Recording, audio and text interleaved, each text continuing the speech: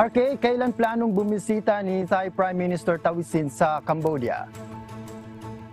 Yes, Noel, sa Wadikap, ngayong araw, September 28, nakaplanong bumisita ni Thai Prime Minister Srettha Thavisin sa Phnom Penh, Cambodia upang makipagpulong kay Cambodian Prime Minister Hun Manet.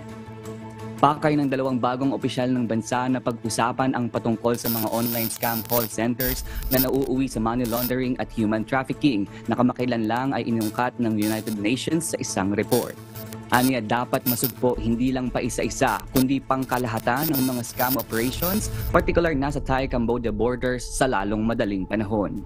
Samantala, mas palalakasin naman ang ugnayan ng dalawang bansa, kabilang na dito ang pagtapos ng pagpapatayo ng Thai-Cambodian Friendship Bridge upang mas mapalakas ang trade industry ng dalawang bansa.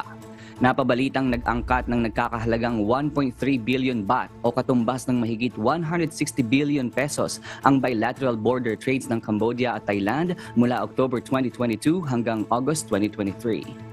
Ang Cambodia ay ang kauna-unahang bansa na kabilang sa ASEAN ang bibisitahin ni Thavisin mula nang ito'y maupo bilang bagong Prime Minister ng Thailand ngayong taon. Noel? RK, maganda yan. Alam mo, pati dito sa Canada ay problema din yan, yung mga online scams na yan. At marami na ang mga nabibiktima din dito niyan. Magandang move ni PM yan. Pero RK, ano pa ba yung mga ilang adhikain ng bagong pamahalaan simula ng umupo si bagong Thai Prime Minister last month?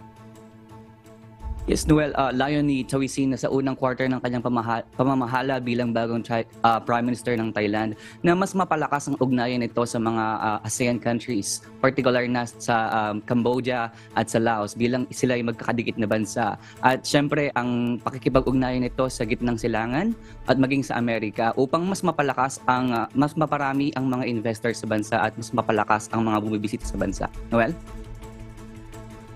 Alright, maraming salamat RK Llorca mula sa Thailand na naglunsad ng visa-free policy para sa mga Chinese travelers na pinasimulan ngayong buwan.